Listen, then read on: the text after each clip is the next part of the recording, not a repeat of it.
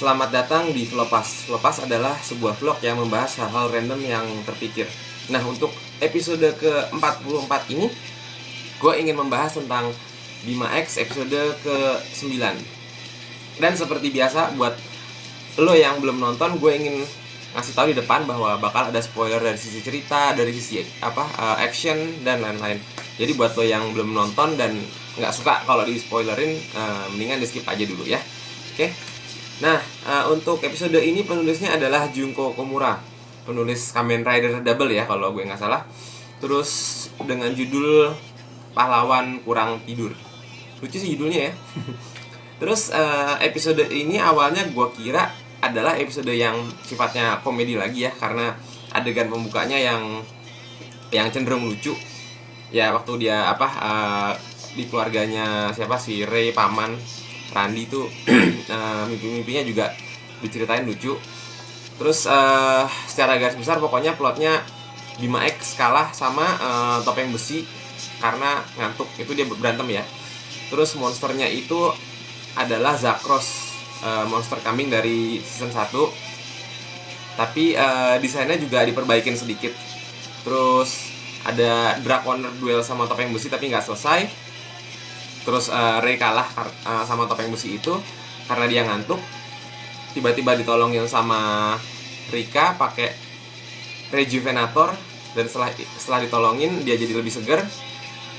Jadi ngantuknya hilang dan akhirnya bisa ngalahin si Draconer ya. Ya gitu secara garis besar. Tapi ada satu hal yang sangat mengganggu buat gue di episode ini adalah kenapa si Ray ini mau percaya dengan mudahnya sama si Rika pada saat dia mengalami kesulitan. Dan kayaknya pada saat si Ray tahu Rika tahu kalau si Ray itu Bima X, ribet ya. Ya jadi pokoknya Rika intinya tahu lah kalau si Ray itu Bima X dan bersedia nolong. Itu kayaknya nggak mengganggu Ray itu hal kayak gitu. Dan dengan mudah percaya datang ke tempat yang diajak sama Rika, terus tidurlah di alat itu, yang namanya rejuvenator itu. Ya kalau gue sih nggak segampang itu percaya ya, apalagi alat itu kan alat yang ibaratnya ya asing lah. Nah kesimpulannya episode ini actionnya bagus, nggak ada zoom-zooman ke muka waktu berantem buat nutupin adegan fightingnya topeng besi itu, terutama yang suit actornya yang kalau menurut gue pribadi tuh kurang bagus, mungkin karena faktor suitnya juga. Terus episode ini juga merupakan fan service buat penggemar si Stella. Kenapa? Ya ada adegan si Stella yang pakai baju latex dan pakai cambuk ya. Nah ini menurut gue kayak semacam referensi ke, nggak tahu kalau di Jepang sih ini referensi ke adegan-adegan bondage gitu. Tapi gue sih berharap KPI nggak sadar ya atas adegan ini, karena kalau nggak pasti kena tegur.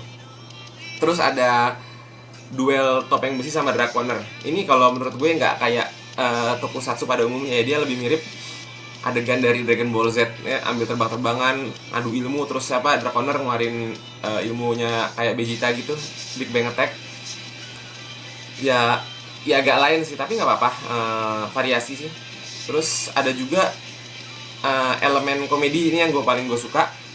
Nggak seperti episode sebelumnya bahwa monsternya kok lucu, komedi, tapi agak maksain dan joke-nya garing kalau menurut gue. Tapi untuk si Zakros ini dia serius tapi komedinya dapat sambil nyindir gitu ya, nyindir tokusatsu pada umumnya.